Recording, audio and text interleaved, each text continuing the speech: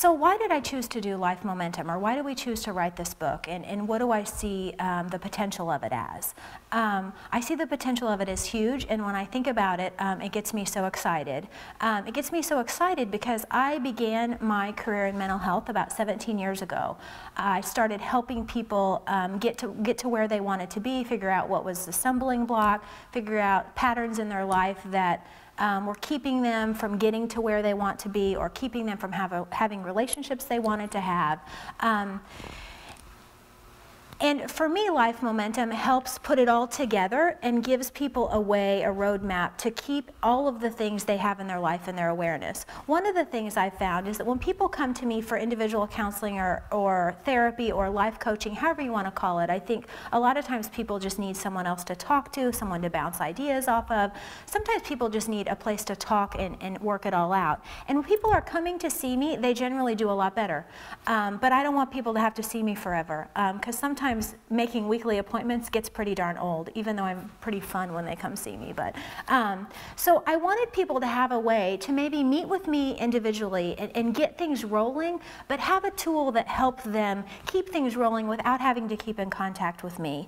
And for me, Life Momentum is exactly that. It's a way to take account of everything in your life and make a conscious choice to live the life that you want.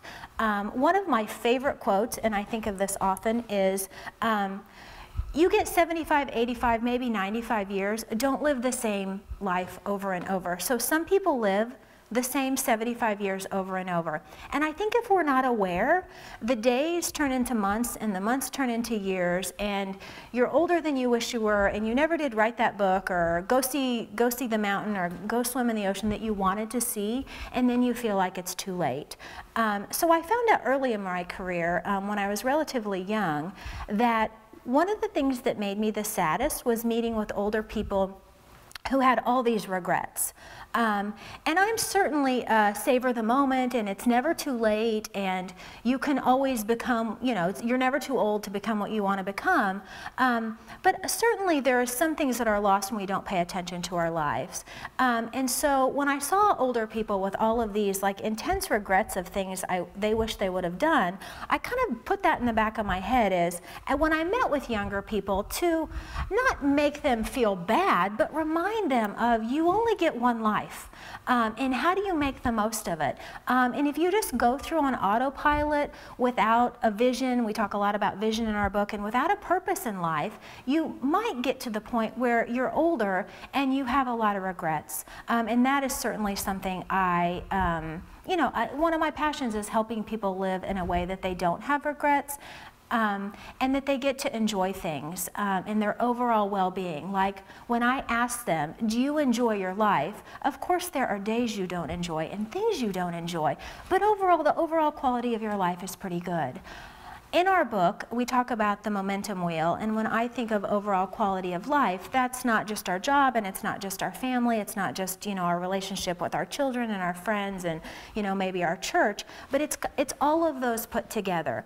So oftentimes when I've seen people, they've excelled in one area. So say I am awesome at my job and I have moved up the ranks. And then maybe my husband left me because I kind of forgot I had a husband because I was so busy working. Or maybe my marriage and family is really good, but I feel kind of stagnant, and all of my friends have these careers they like, and I just have no idea what I'm good at, or what I would enjoy doing. And so I think our book takes that into account too, not to just, for me it's putting all your eggs in one basket, and if you want to put all your eggs in one basket and deal with the result of that, if that basket kind of crumbles, that's okay. But the more kind of spread out and equal we have our life, generally the better we feel about it and the more we can enjoy it. So for me, all those areas of the momentum wheel are really, having eggs in different baskets. So, maybe something does go wrong with my job. My whole world doesn't completely crash because I have all these other pieces of the momentum wheel that keep on going, and they kind of balance things out, and they help me then recover maybe the one area I'm not doing so well at.